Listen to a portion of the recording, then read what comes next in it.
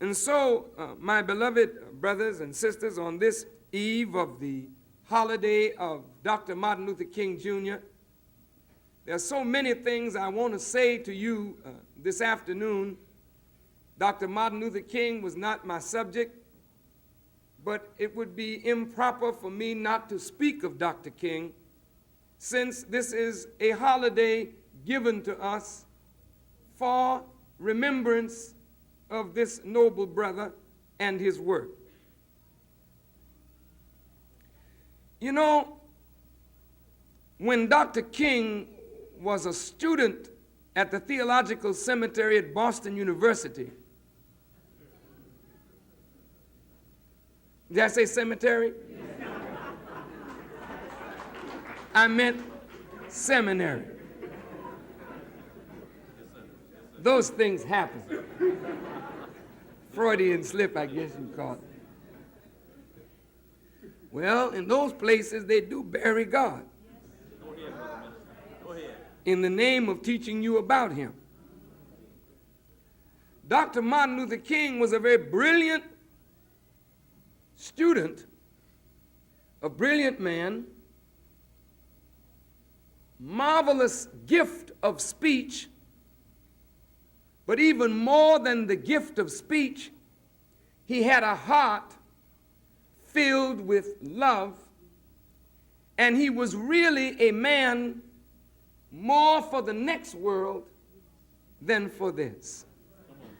Because he was a man that wanted to see strife ended between peoples and races.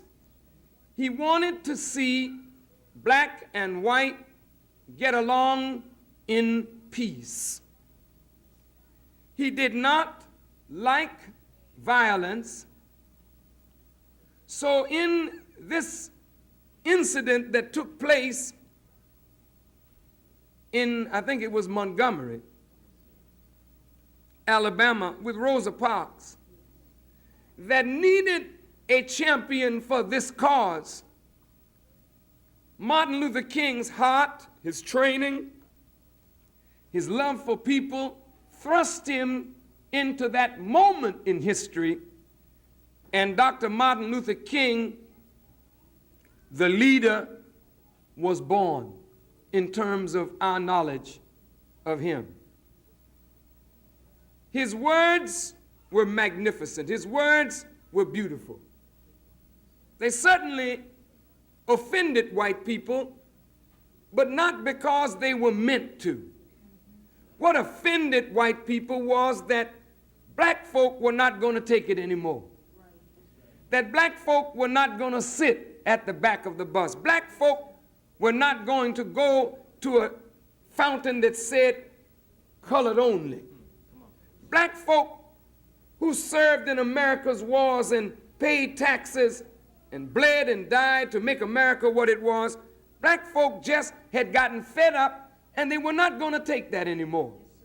So Dr. Martin Luther King's resistance to the old Jim Crow laws made him a symbol of resistance.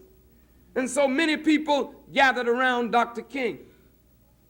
As blacks began to resist the old laws, whites began to increase their violence toward blacks, feeling that fear and intimidation and making examples of blacks who would not bow down to old laws that were unjust. These whites thought that this would stop a movement.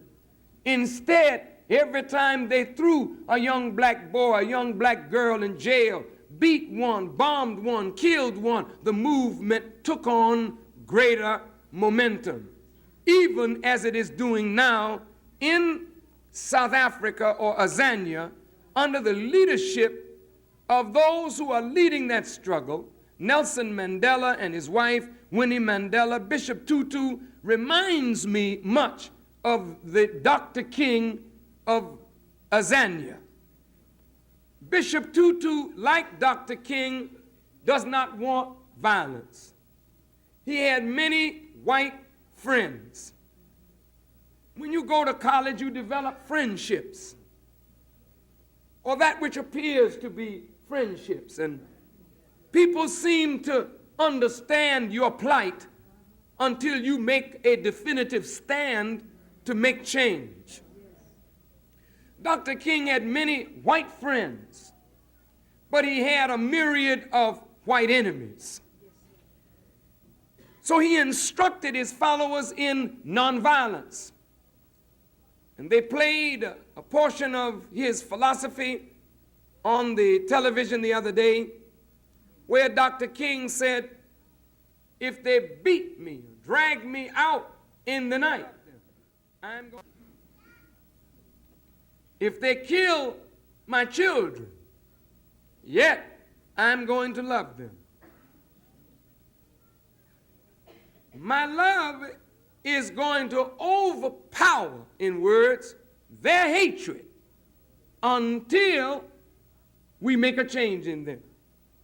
In other words, I am willing to sacrifice the lives of my children, the lives of my family, my wife, and your wives and your children to win the heart of white people, that they may see ultimately the error of their ways.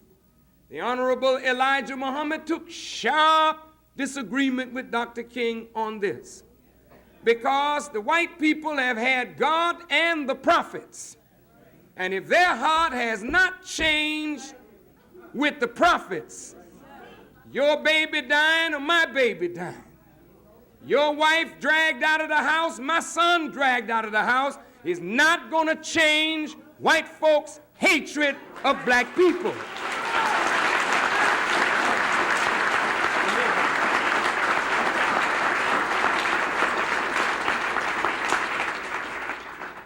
Nevertheless, that teaching took hold, and young black people witnessed on television the more peaceful blacks were in their demonstrations, the more violent whites were. The bull connors and the fire hoses and the dogs and the cattle prods and the bombings and the lynchings and the shooting down on the highways at night, all of this was done, and some of it was even contrived in the White House. That so many blacks and whites even had to die so that a law could be passed. I'm telling you what the facts are. A lot of games were played on innocent black people. And when the laws were passed and we finally won integration, I put it in quotes because integration is not a reality right now. But under segregation, blacks in the South who could not go to white hotels were building black hotels. Who couldn't get gasoline at a white gasoline station were building black gas stations. Who couldn't ride on the front of the bus would build their own bus company. But the moment integration came, integration killed and closed down practically every black hotel, every black gas station, every black restaurant, until blacks became totally economically dependent. Although we had quote-unquote integration, we could go to school with white people, yet we didn't have the economic substance anymore, nor even the will to do something for ourselves. So if we talk about building a black factory to some silly black people today who will march and praise Dr. King, they will say, if you build a black hotel, that's racism in reverse. If you have a black factory, that's racism in reverse. I say to all of you who think like that, you are a fool, and you have been made fools.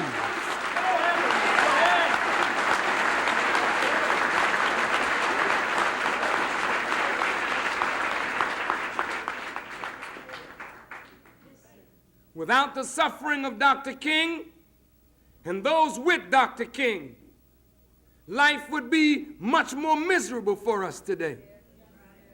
Even though it is miserable in another way. Maybe I would rather trade the misery of yesterday for the complacency of today that you think that everything has changed. It's not proper for a white man to call you nigger openly, but it's proper to treat you like a nigger. Did you hear what I said? It is not proper, it is not ethical, it is not in the language of today to tell nigger jokes like they used to freely tell them. But institutional racism that makes blacks continue to think and act and believe inferior is still a reality, and it is more so now than before, because before you knew you had an enemy, and now you can't see him and you can't fight what you can't see.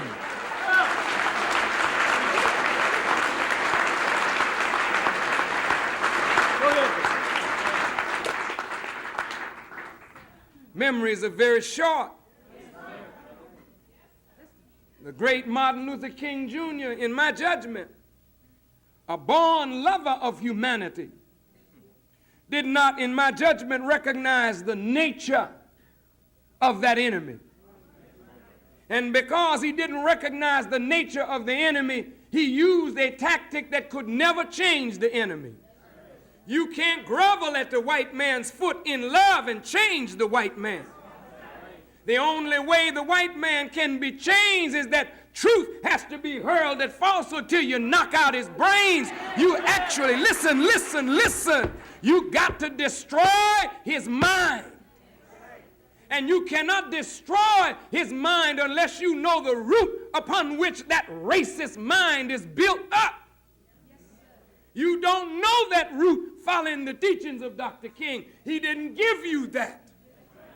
And therefore the white man can continue to smile and hug Coretta King and sign a bill to make Dr. King's birthday a holiday, and babies are dying poor, ragged, and hungry day in and day out. But you can feel good because for the first time in your life, there's a black man that has a holiday. And what the hell good is it? What good is it? So you don't work tomorrow? But the conditions are worse today than they were when Dr. King was marching? You don't know the difference between a holiday and the substance of what the man was all about?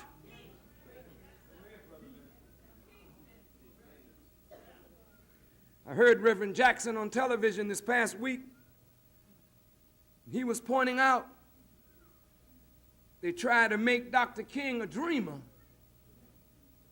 and take him away from reality.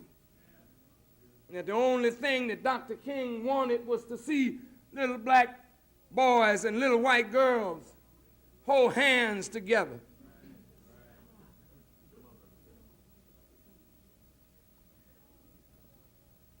And if you look at all of this going on, much of it is mockery. We will give you niggers what you want. Maybe you'll be satisfied. You can't satisfy an empty stomach with a holiday. You can't satisfy an empty head with a holiday. You can't satisfy an empty heart with a holiday. You can pacify a new generation of warriors. So you think.